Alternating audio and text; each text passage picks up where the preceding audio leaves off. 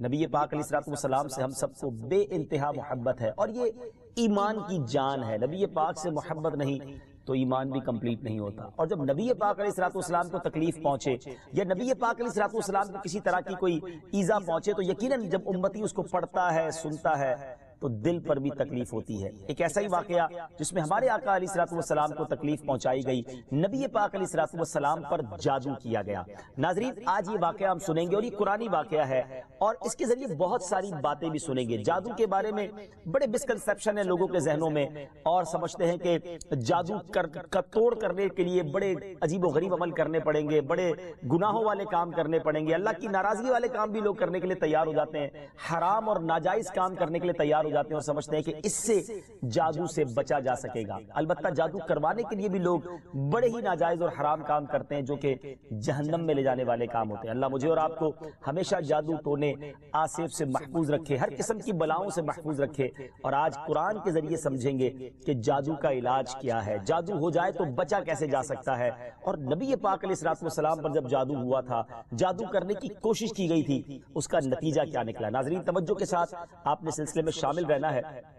روایت یہ ہے کہ لبید بن عاصم یہودی اور اس کی بیٹیوں نے نبی پاک علیہ الصلوۃ والسلام پر جادو کر دیا، جس کا اثر پیارے آقا علیہ الصلوۃ والسلام کے جسم پر نمودار ہوا۔ طبیعت شریف جو ہے وہ کچھ ناساز ہونے لگی، آپ کے قلب، آپ کی عقل مبارک اور آپ کے اعتقادات پر کوئی اثر نہ ہوا، صحت مبارک پر تھوڑا سا اثر ہوا۔ چند روز بعد حضرت جبریل امین بارگاہ رسالت میں حاضر ہوئے اور عرض کی، یا رسول اللہ صلی اللہ علیہ وسلم، ایک یہودی نے آپ صلی اللہ علیہ وسلم پر جادو کر دیا ہے، اور جادو کا جو سامان ہے وہ فلاں کنویں میں ایک پتھر کے نیچے دبا ہوا ہے۔ سرور کائنات علیہ الصلوۃ والسلام نے حضرت علی مولائے کائنات شیر خدا کرم اللہ تعالی وجہ الکریم کو بھیجا، انہوں نے کنویں کا پانی نکالا اور پتھر اٹھایا تو اس کے نیچے سے کھجور کے گھابے کی تھیلی برآمد ہوئی، یعنی کھجور کے جو چھلکے ہوتے ہیں اس طرح کی تھیلی برآمد ہوئی، اور اس میں نبی پاک علیہ الصلوۃ والسلام کے منہ مبارک جو کنگھی سے ٹوٹے تھے، اور کنگھی کے ٹوٹے ہوئے کچھ دندانے، اور ایک ڈور یا کمان کا چلہ جس میں 11 گٹھانے لگی ہوئی تھی، اور ایک موم کا پتلا تھا جس میں 11 سوئیاں چبھی ہوئی تھی۔ یہ سب سامان پتھر کے نیچے سے نکلا، اور یہ مولا علی کرم اللہ تعالی وجہ الکریم یہ سارا سامان لے کر نبی پاک علیہ الصلوۃ والسلام کی بارگاہ میں آ گیا۔ اس کے بعد سبحان اللہ، اب اس کا توڑ کیسے آیا، اس کا علاج کیسے ہوا، اس کا حل کیا نکلا؟ جبریل امین اللہ تبارک و تعالیٰ کی بارگاہ سے سورہ فلق اور سورہ ناس لے کر حاضر ہوئے، یعنی اب جو سورہ فلق اور سورہ ناس ہے وہ نازل ہوئی، اور ان دونوں صورتوں کو ملائیں تو ناظرین اس میں 11 آیتیں ہیں، ہر ایک آیت کے پڑھنے سے ایک ایک گرہ کھلتی جاتی تھی، یہاں تک کہ سب گرہیں کھل گئیں، اور پیارے آقا علیہ الصلوۃ والسلام بالکل شفایاب ہو گئے۔ سبحان اللہ، سبحان اللہ۔ ناظرین، اب اس واقعے سے بہت ساری باتیں میں نے اور آپ نے سیکھنی ہیں۔ پہلی بات یہ ہے کہ یہ بخاری شریف میں ہے کہ پیارے آقا علیہ الصلوۃ والسلام جب بستر شریف پر تشریف لاتے تو اپنے دونوں ہاتھوں پر دم کرتے، اور اپنے سر سے پاؤں تک پورے جسم پر اپنے ہاتھوں کو پھرایا کرتے، جہاں تک دست مبارک پہنچ سکتے یہ عمل 3 مرتبہ فرماتے، یعنی نبی پاک علیہ الصلوۃ والسلام ان دونوں صورتوں کا اپنے اوپر بھی دم کیا کرتے۔ اور ایک اور جگہ پر بھی یہ ہے، حدیث عائشہ رضی اللہ تعالیٰ عنہا میں ہے کہ جب نبی پاک علیہ الصلوۃ والسلام کے گھر والوں میں سے کوئی بیمار ہوتا تو آپ علیہ الصلوۃ والسلام ان دونوں صورتوں کو پڑھ کر اس پر دم فرمایا کرتے۔ تو یہ نبی پاک کے معمول میں تھا۔ تو آج اگر ہم میں بھی کوئی بیمار ہو جائے، فیملی میں کوئی بیمار ہو جائے، اپنے آپ کو من آفتوں سے بچانا چاہتے ہیں تو اول آخر 3 بار درود پاک پڑھیں، سورہ فلق اور سورہ ناس کی تلاوت کریں، اپنے ہاتھوں پر دم کر کے اپنے جسم پر پھیر لیں، کسی مریض پر دم کر دیں، انشاءاللہ اس کی برکت ملے گی۔ یہاں ایک اور مسئلہ بھی سیکھنے کو ملے گا کہ تعویذات اور عملیات میں جس میں کوئی لفظ کفر و شرک کا نہ ہو وہ جائز ہے۔ اسی طرح گنڈے بنانا اور ان پر گرہیں لگا کر آیات قرآن اور اسماء الہیہ پڑھ کر پھونک مارنا بھی جائز ہے، یعنی تعویذات اگر شرک سے پاک ہیں، اگر کفریہ کلمات سے پاک ہیں تو وہ کرنے میں کوئی حرج نہیں، وظائف کرنے میں کوئی حرج نہیں، یہ قرآن و حدیث سے ثابت ہے اور آپ نے یہ سنا۔ ناظرین، سیکھنے کو کیا مل رہا ہے؟ خلاصہ یہ ہوا کہ سورہ فلق یعنی قل اعوذ برب الفلق اور قل اعوذ برب الناس، یہ دونوں صورتیں جن اور شیاطین نظر بد اور آسیب اور تمام امراض خصوصاً جادو ٹونے کا مجرب علاج ہے۔ ان کو لکھ کر تعویذ بنائیں، گلے میں پہنائیں اور ان کو بار بار پڑھ کر مریض پر دم کریں اور کھانے اور پانی اور دواؤں پر پڑھ کر پھونک دیں اور پھر مریض کو کھانا وغیرہ کھلائیں۔ انشاءاللہ عز و جل ہر مرض اور بالخصوص جادو ٹونا دفع ہو جائے گا، مریض شفا یاب ہو جائے گا۔ اسی طرح قرآن مجید کی دوسری تمام صورتوں کی خصوصی خواص ہیں جن کو بہت خوبصورت کتاب جنتی زیور ہے اس میں بھی آپ پڑھ سکتے ہیں ناظرین۔ اسی طرح ہمیں چاہیے کہ قرآن پاک کی تلاوت کرتے رہیں۔ قرآن پاک کی ہر حرف میں شفا ہے، برکتیں ہیں، اور آج خاص طور پہ ہمارے ناظرین کو گویا وظیفہ، قرآنی وظیفہ مل رہا ہے۔ بہت سارے ناظرین یہ گزارش کرتے ہیں کہ ہمیں کوئی وظیفہ بتایا جائے، تو دیکھیں آج تو قرآن کے ذریعے، اور وہ وظیفہ جو نبی پاک کو رب کی طرف سے عطا ہوا، پیارے آقا علیہ الصلوۃ والسلام کو بھی شفا نصیب ہوئی، تو ہمیں ضرور اس کو اپنانا چاہیے۔ ناظرین اس سے پہلے کہ میں مزید اس معاملے میں آگے بڑھوں، میں چاہتا ہوں کہ دونوں صورتوں کی تلاوت اور اس کا ترجمہ پہلے سن لیتے ہیں اور پھر مزید اس بارے میں بات کرتے ہیں کہ اس حیرت انگیز واقعے سے مجھے اور آپ کو مزید کیا سیکھنے کو ملتا ہے۔ پہلے سورہ فلق کی تلاوت ہوگی، سورہ ناس کی تلاوت ہوگی۔ میں یہاں ایک اور بات بھی کہنا چاہوں گا، کچھ لوگ یہ کہتے ہیں جناب ہم وظیفہ کرتے ہیں اثر نہیں ہوتا، برکت نہیں ملتی۔ پہلے یہ چیک کر لیں کہ آپ کے مخارج ٹھیک ہیں، آپ تلاوت صحیح مخارج کے ساتھ کرتے ہیں۔ تو اب جو تلاوت آپ سنیں گے نا، تو اس میں یہ بھی چیک کر لیں کہ آپ کیا اسی طرح کے تلفظ کے ساتھ پڑھتے ہیں، اور اگر مسٹیک کر رہے ہیں تو قرآن پاک صحیح طریقے سے پڑھیے، پھر دیکھیے اس کی کیسی برکتیں ملتی ہیں۔ آئیے سورہ فلق اور سورہ ناس کی تلاوت اور اس کا ترجمہ۔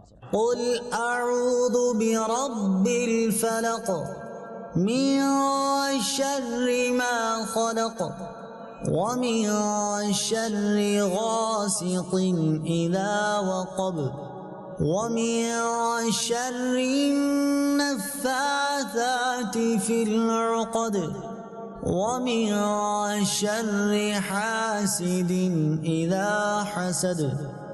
تم فرماؤ میں اس کی پناہ لیتا ہوں جو صبح کا پیدا کرنے والا ہے، اس کی سب مخلوق کے شر سے، اور اندھیری ڈالنے والے کے شر سے جب وہ ڈوبے، اور ان عورتوں کے شر سے جو گروہ میں پھونکتی ہیں، اور حسد والے کے شر سے جب وہ مجھ سے جلے۔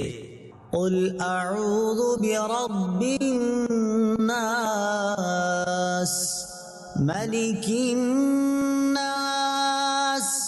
الہ الناس من شر الوسواس الخناس الذي يوسوس في صدور الناس من الجنة والناس۔ تم کہو میں اس کی پناہ میں آیا جو سب لوگوں کا رب، سب لوگوں کا بادشاہ، سب لوگوں کا خدا، اس کے شر سے جو دل میں برے خطرے ڈالے اور دبک رہے، وہ جو لوگوں کے دلوں میں وسوسے ڈالتے ہیں، جن اور آدمی۔ ناظرین سورہ فلق اور سورہ ناس کے بے شمار فضائل و برکات ہیں۔ ایک اور حدیث پاک سنیے، حضرت عبداللہ بن خبیب رضی اللہ تعالیٰ عنہ فرماتے ہیں کہ ہم پر ہلکی بارش ہوئی اور اس وقت اندھیرا چھایا ہوا تھا، اور ہم پیارے آقا علیہ الصلوۃ والسلام کا انتظار کر رہے تھے کہ وہ آ کر ہمیں نماز پڑھائیں۔ پھر نبی پاک علیہ الصلوۃ والسلام ہمیں نماز پڑھانے کے لیے تشریف لائے اور ارشاد فرمایا پڑھو۔ میں نے عرض کی کیا پڑھوں؟ ارشاد فرمایا صبح و شام 3 بار قل هو اللہ احد، قل اعوذ برب الفلق اور قل اعوذ برب الناس پڑھو، ان کی تلاوت کرنا تمہیں ہر بری چیز سے بچائے گا۔ چلیں ایک اور وظیفہ مل گیا، سورہ اخلاص کو بھی شامل کر لیں، تو صبح و شام پڑھیں تو انشاءاللہ بری آفتوں سے، مصیبتوں سے، جادو ٹونے سے، آسیب سے، ان طرح کی بلاؤں سے انشاءاللہ محفوظ رہیں گے۔ ناظرین یہاں کچھ مسائل بھی سیکھ لیتے ہیں۔ حضرت اسماء بنت امیس رضی اللہ تعالیٰ عنہ نے عرض کی، یا رسول اللہ صلی اللہ تعالیٰ علیہ وسلم، جعفر کے بچوں کو جلد نظر ہوتی ہے، کیا مجھے اجازت ہے کہ ان کے لیے عمل کروں؟ نبی پاک علیہ الصلوۃ والسلام نے اجازت عطا فرمائی۔ تو سیکھنے کو یہ ملا کہ تعویذ اور عملیات جن میں کفر و شرک نہ ہو، کوئی کلمہ ناجائز نہ ہو، تو اس میں جو ہے وہ تعویذ کرنا، عمل کرنا جائز ہے، اور خاص کر وہ عمل جو آیات قرآنیہ سے کیے جائیں یا احادیث میں وارد ہوئے ہوں۔ اسی طرح چند مسائل بھی سیکھنے کو ملے۔ یہ دونوں صورتیں جو ہیں ان کے شان نزول سے ہمیں معلومات کیا ملتی ہیں؟ نمبر 1، جادو اور اس کی تاثیر حق ہے۔ کچھ لوگ جادو کا انکار کر دیتے ہیں، یہ درست نہیں ہے۔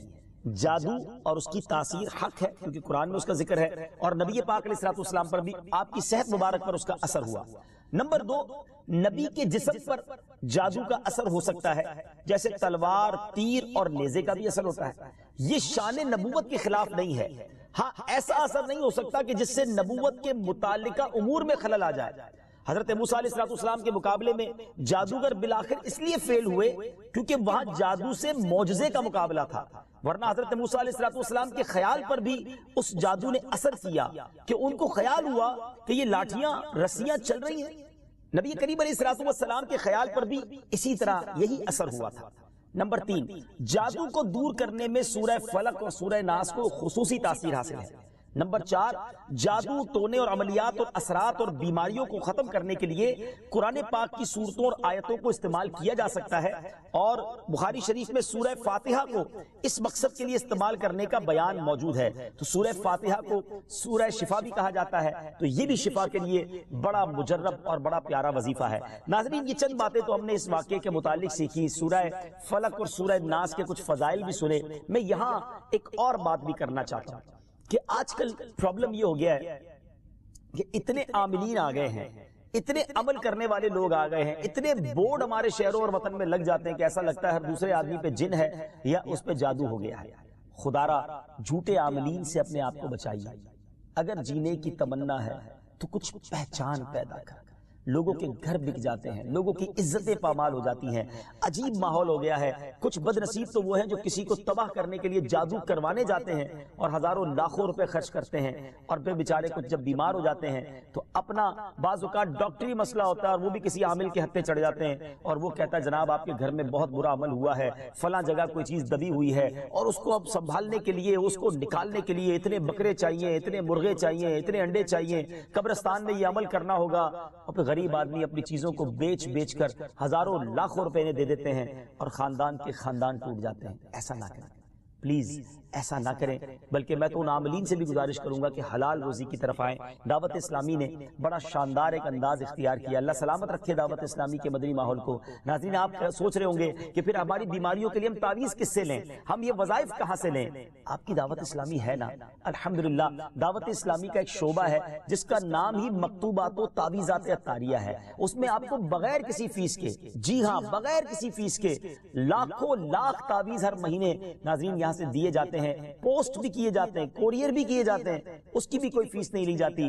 تو یہ تعویذات آپ دعوت اسلامی کے مرکز سے رابطہ کر کے لے لیجئے۔ آن لائن تعویذات کی سروس بھی موجود ہے، حالانکہ دعوت اسلامی کا اس ڈپارٹمنٹ پر لاکھوں کروڑوں روپے خرچ ہو رہا ہے، مگر اس لیے اس کو فری رکھا ہے تاکہ امت کے لیے آسانی ہو، دکھیاری امت جو ہے ان کے مسائل حل ہو جائیں، نہ جانے کس کی دعا لگ جائے اور ہمارا بیڑا پار ہو جائے۔ ہاں اس میں یہ ضرور میں کہوں گا کہ وہ لوگ جو یہ پروگرام دیکھ رہے ہیں اور ان کو لگتا ہے کہ میں اس شعبے کو سپورٹ کروں، دعوت اسلامی جس شعبے میں خرچ کر رہی ہے اور نہ جانے کتنے دکھیارے مسلمانوں کی دعائیں لے رہی ہے، تو اگر آپ دعوت اسلامی کے شعبہ تعویذات عطاریہ میں سپورٹ کرنا چاہتے ہیں، اپنا ڈونیشن دینا چاہتے ہیں، تو بھی ہم سے رابطہ کر لیجئے۔ لیکن پلیز ان جھوٹے عاملوں سے اپنے آپ کو بچائیے۔ اور مجھے جو ناظرین سن رہے ہیں، ہر بندے پر جادو نہیں ہوتا، ہر بندے پر جن نہیں آ جاتا، ہر بات میں وسوسہ نہ لایا کریں، وظائف پڑھ لیا کریں۔ صبح شام یہ وظیفہ ہمیں نبی پاک نے دے دیا ہے، صبح گھر سے پڑھ کر نکلے، شام گھر پر آ کر سونے سے پہلے پڑھ لیں، آیت الکرسی سونے سے پہلے پڑھ لیں، اللہ نے چاہا خیر آپ کا مقدر رہے گی۔ اور مزید ضرورت ہو تو دعوت اسلامی کے اس شعبے سے رابطہ کر لیں۔ میں امید کرتا ہوں کہ آج کے اس واقعے سے ہمیں یہ سیکھنے کو ملا کہ قرآنی وظائف کی کیا اہمیت ہے، اور جائز وظائف کرنے میں، تعویذات کرنے میں کوئی حرج نہیں۔ آخری بات، نبی پاک علیہ السلام کو پتہ چل گیا، جبریل امین نے بتا دیا کہ جادو کس نے کیا، مگر نبی پاک علیہ السلام نے بدلہ نہیں لیا، سزا نہیں دی۔ اس لبید بن عاصم کو، اس کی جو بچیاں تھیں، جو بھی لوگ تھے جادو کرنے والے، سب کو معاف کر دیا۔ اللہ اکبر! انہیں پتہ چل جاتا تھا کہ کس نے ظلم کیا ہے، پھر بھی معاف فرماتے، اور ہم شک کی بنیاد پر بدلہ لے لیتے ہیں۔ کوئی عامل کہہ دیتا ہے تمہارے گھر میں سین نام کی کوئی عورت ہے، اس نے یہ کیا ہے، اب جتنے سین نام والے ہیں سب کے ساتھ بدگمانی شروع، جب سے سب سے لڑائی شروع، سب کے بارے میں برا سوچنا شروع۔ انسان ہی سے غلطی ہوتی ہے، معافی کرنے والا ذہن رکھیے، معاف کریں گے اللہ تعالیٰ آپ کو معاف کر دے گا، رحم کریں گے آپ پر رحم کیا جائے گا۔ اللہ مجھے اور آپ کو نبی پاک علیہ السلام کی اس مبارک سیرت سے سیکھنا نصیب فرمائے کہ اگر کسی سے غلطی ہو بھی گئی ہے، کسی نے ہمارا برا چاہا بھی ہے اور پتہ بھی چل گیا ہے، تو معاف کرنا اللہ کو بڑا پسند ہے. مشکل ضرور ہے، دل چاہتا ہے میں بھی بدلہ لوں، لیکن مزہ بھی تو یہی ہے نا کہ دل چاہ بھی رہا ہے، غلط بھی کیا ہے سامنے والے نے اور میں بدلہ لے بھی سکتا ہوں، پھر بھی اللہ کی رضا کے لیے معاف کر دیں اور اس نیت سے معاف کریں میرے مالک میں تیرے بندے کو معاف کر رہا ہوں، تو مجھ گناہگار کو معاف فرما دے. اللہ کریم ضرور کرم فرمائے گا اور یہی اسلام کی خوبصورتی ہے. اللہ مجھے اور آپ کو معافی اور درگزر کا ذہن نصیب فرمائے. ہمارے سلسلے پیغام قرآن میں ہم یہی کوشش کرتے ہیں کہ قرآن پاک سے کوئی میسج، کوئی پیغام آپ کی طرف بڑھایا جائے. تو آج الحمدللہ آپ کے لیے یہ پیغام تھا کہ قرآن پاک پڑھیے، اس پر عمل کیجئے، اس کو پڑھ کر اپنے اوپر دم بھی کیجئے اور پھر کسی سے غلطی ہو جائے تو معاف بھی کیجیے. وقت ہوا ہے ایک اگلے سیگمنٹ کا، اس کا نام ہے تعارف قرآن. ناظرین وقت ہوا ہے ہمارے بہت ہی خوبصورت سیگمنٹ تعارف قرآن کا، اور آج تعارف قرآن میں ہم قرآن پاک کی انہی دو سورتوں کی بات کریں گے جس کا ذکر ہم نے اپنے سلسلہ پیغام قرآن میں کیا، یعنی سورہ فلق اور سورہ ناس. سب سے پہلے بات کرتے ہیں سورہ فلق کی. سورہ فلق مدینہ منورہ میں نازل ہوئی اور ایک قول یہ ہے کہ مکہ مکرمہ میں نازل ہوئی. پہلا قول زیادہ صحیح ہے کیونکہ اس کے شان نزول سے اسی کی تائید ہوتی ہے. رکوع اور آیات کی تعداد اس صورت میں 1 رکوع اور 5 آیتیں. فلق نام رکھنے کی وجہ، فلق کے کئی معنی ہیں اور یہاں اس سے مراد صبح ہے، اور چونکہ اس صورت کی پہلی آیت میں لفظ موجود ہے اس مناسبت سے اسے سورہ فلق کہتے ہیں. پیارے آقا علیہ الصلوۃ والسلام نے ایک بار اس سورت کے بارے میں ارشاد فرمایا، کیا تم نے نہیں دیکھا کہ آج رات مجھ پر ایسی آیتیں نازل ہوئی ہیں جن کی مثل نہیں دیکھی گئی؟ وہ آیتیں قل اعوذ برب الفلق سورت کے آخر تک اور قل اعوذ برب الناس سورت کے آخر تک ہے. سبحان اللہ. تو اس سورت کے بارے میں بڑے فضائل نبی پاک علیہ الصلوۃ والسلام نے ارشاد فرمائے. ایک بار حضرت عابس جوہنی رضی اللہ تعالیٰ عنہ سے روایت ہے کہ نبی پاک علیہ الصلوۃ والسلام نے ارشاد فرمایا، میں تمہیں وہ کلمات نہ بتاؤں جو شریر جنات اور نظر بد سے اللہ تعالیٰ کی پناہ طلب کرنے میں سب سے افضل ہے. انہوں نے عرض کی یا رسول اللہ صلی اللہ تعالیٰ علیہ وسلم کیوں نہیں، آپ ضرور بتائیے. ارشاد فرمایا وہ کلمات یہ دونوں صورتیں ہیں، قل اعوذ برب الفلق اور قل اعوذ برب الناس. سبحان اللہ سبحان اللہ. اب آئیے سورہ ناس کے بارے میں کچھ سن لیتے ہیں، اس کی فضیلت بھی جان لیتے ہیں. سورہ ناس جو ہے ناظرین یہ قرآن پاک کی ترتیب کے لحاظ سے سب سے آخری سورت ہے. اس کا مقام نزول سورہ ناس زیادہ صحیح قول کے مطابق مدنی ہے. اس سورت میں 1 رکوع اور 6 آیتیں ہیں. الناس نام رکھنے کی وجہ، عربی میں انسانوں کو الناس کہتے ہیں اور اس سورت کی پہلی آیت میں لفظ موجود ہے، اس مناسبت سے اسے سورہ الناس کہتے ہیں یا اسے سورۃ الناس کہتے ہیں. سورۃ الناس کے مضامین، اس سورہ مبارکہ میں ان جنات اور انسانوں سے اللہ تعالیٰ کی پناہ مانگنے کی تعلیم دی گئی ہے جو لوگوں کے دلوں میں وسوسے ڈالتے ہیں. سورہ فلق کے ساتھ اس کی مناسبت کیا ہے؟ سورۃ الناس کی اپنے سے ماقبل سورت سورہ فلق کے ساتھ مناسبت یہ ہے کہ سورہ فلق میں ظاہری شر سے اللہ تعالیٰ کی پناہ مانگنے کی تعلیم دی گئی تھی اور اس سورت میں خفیہ شر سے اللہ تعالیٰ کی پناہ مانگنے کی تعلیم دی گئی ہے. اللہ تعالیٰ ہمیں ہر طرح کے شر سے محفوظ فرمائے، قرآن پاک پڑھنے، سمجھنے اور اس پر عمل کرنا نصیب فرمائے. مدنی چینل دیکھتے رہیے. اگلے سلسلے میں ایک اور پیغام قرآن لے کر حاضر ہوں گے. صلو علی الحبیب صلی اللہ تعالی علی محمد صلی اللہ علیہ وسلم.